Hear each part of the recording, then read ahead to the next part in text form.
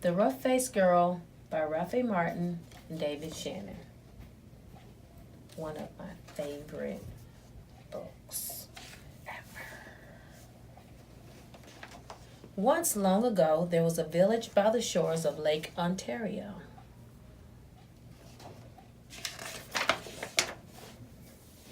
Off from the village wigwams of this village stood one great huge wigwam. Painted on its sides were pictures of the sun, moon, stars, plants, trees, and animals. And inside this wigwam there was said to live a very great, rich, powerful, and supposedly handsome invisible being.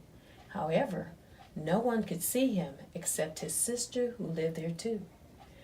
Many women wanted to marry this invisible being, but his sister said, only the one who can see him can marry him. Now in this village there lived a poor man who had 3 daughters. The 2 older daughters were cruel and hard-hearted, and they made their youngest sister sit by the fire and feed the flames. When the burning branches popped, the sparks fell on her. In time, her hands became burnt and scarred. Her arms too became rough and scarred. Even her face was marked by the fire, and her beautiful long black hair hung ragged and charred. And those 2 sisters laughed at her, saying, "You ugly, you rough-faced girl!" And they made her life very lonely and miserable indeed.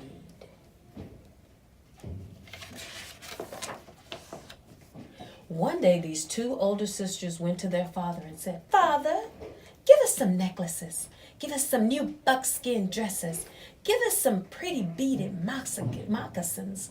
We're going to marry the invisible being." So their father gave them these things. Dressed in their finest, the 2 girls marched through the village. All of the people pointed and stared. "Look at those beautiful girls," they said. "Surely they should marry the invisible being." And if those 2 girls weren't proud and hard-hearted before, they were even prouder now. They walked haughtily through the village. At last they came to the wigwam of the invisible being, and there was his sister waiting. "Why have you come?" she asked. "We want to marry the invisible being," they answered. "That's why we're here." "If you want to marry my brother," she replied, "you have to have seen him. Tell me, have you seen the invisible being?" "Of course we've seen him," they insisted. "Can't you see how pretty we are? Can't you see the beautiful clothes we wear? Oh, yes, anyone can tell that we've truly seen the invisible being." "All right," she said quietly. "If you've seen him, then tell me. What's his bow made of?" And suddenly her voice was swift as lightning and strong as thunder. "His bow?" They stammered in surprise. "His bow? We know." But turning desperately to one another, they whispered, "What shall we say?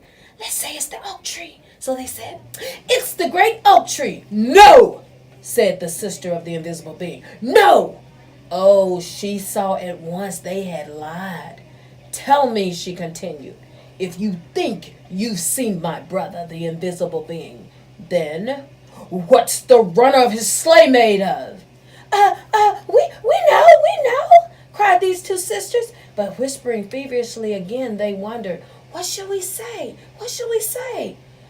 "Let's say the green willow branch." "No," said the sister when she heard them. "No, you have not seen my brother. Now go home." "Just test us fairly," they exclaimed. "We've seen him. Just don't ask us all these silly questions."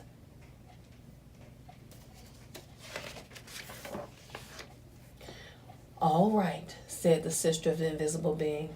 "Come with me." And she took them to the back of the wigwam and sat them in the seats farthest from the entrance, the guest seats. Soon they heard footsteps come along the path. Then something stepped inside. Though they heard breathing, the 2 sisters still couldn't see a thing. Suddenly, a great bow and a beaded quiver of arrows appeared in the air and were set down. But though those 2 girls sat there, their eyes wide, all through the night. They never saw a thing more. And in the morning, they had to go home ashamed. The next day, the rough-faced girl went to her father and said, "Father, may I please have some beads? May I have a new moccasin dress and some pretty moccasins? I'm going to marry the invisible being, for wherever I look, I see his face." But her father sighed. "Daughter," he said, "I'm sorry. I have no beads left for you.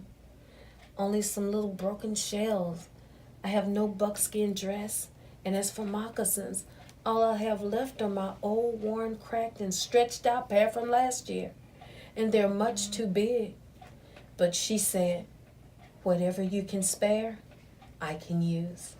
So he gave her these things.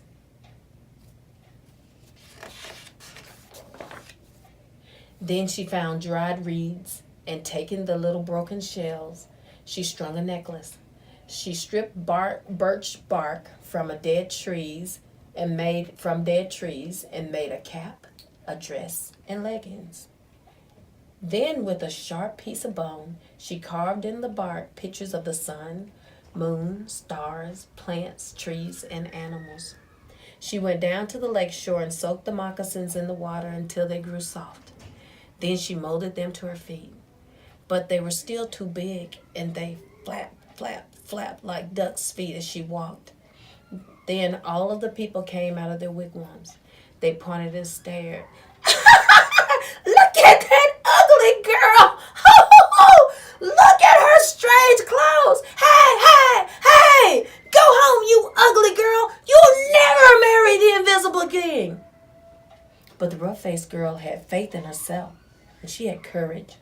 She didn't turn back. She just kept walking right through the village. As she walked, she saw the great beauty of the earth and sky spreading before her. She truly she alone, of all in the village, saw in the things the sweet, awesome face of the invisible being.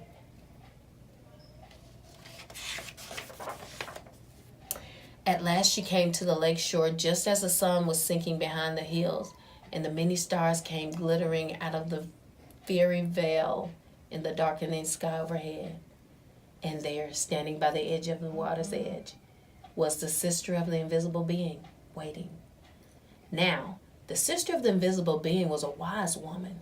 When she looked at you, she didn't see just your face or your clothes or your hair. No, when she looked at you, she would look you right in the eyes, and she could see all the way down to your heart. And she could tell if you had a good heart, kind heart, cold, hard, and cruel one. And when she looked at the rough-faced girl, she saw at once that, though her skin was scarred, her hair burnt, and her clothes strange, she had a beautiful, kind heart. And so she welcomed her dearly, saying, "Ah, my sister, why have you come?" And the rough-faced girl replied, "I have come to marry the invisible being." "Ah," said the sister, very gently now, "if you want to marry him, you have to have seen him. Tell me, have you seen my brother, the invisible being?" And the rough-faced girl said, "Yes." "All right then," said the sister. "If you've seen him, tell me, what is his bow made of?" And the rough-faced girl said, "His bow? White as the great curve of the rainbow."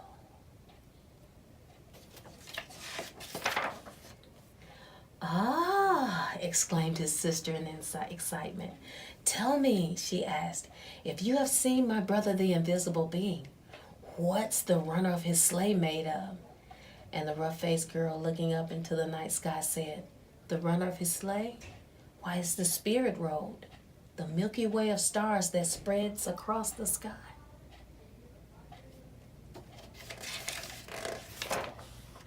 "Oh," cried the sister in wonder and delight, "you have seen him! Come with me!" And taking the rough-faced girl by the hand, she led her to the back to the great wigwam, and sat her in the seat next to the entrance, the wife's seat. Then they heard footsteps coming along the path, closer and closer. The entrance flap of the wigwam lifted up, and in stepped the invisible being. And when he saw her sitting there, he said, "At last we have been found out." Then smiling kindly, he added, "And oh, my sister, but she's beautiful." And his sister said, "Yes."